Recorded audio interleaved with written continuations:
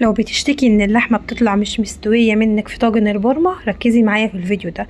انا مقطعه هنا كوسه وبطاطس وجزر وبسله، الخضار اللي تحبيه. حطيت ملح وفلفل، قطعتهم مع بعض في بوله واحده.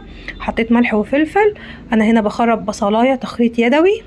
الخضار اللي تحبيه، انا حاطه هنا زي ما قلت بطاطس وبصل وجزر وكوسه وبسله. انا بخرط تخريط يدوي بصلايه حجم متوسط، والملح والفلفل، وهقلب الكلام ده كله مع بعضيه. هدعك الكلام ده كله في قلب بعض.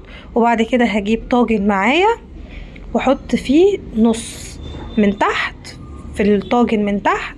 وبعد كده معايا اللحمه نيه، انا مش سلقاها ولا اي حاجه، اللحمه نيه اهي.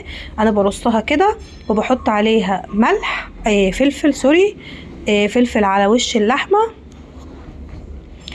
وبعد كده بكمل بقيه المكونات اللي معايا بحطها على الوش، بقيه الخضار اللي معايا بحطه خلاص على الوش. معايا هنا بقى معلقه سمنه فلاحي كبيره، شويه زيت، وكوبايه ميه. وبعد كده طبعا الطماطميه دي للتزيين، عايزه تحطيها مش عايزه بلاش.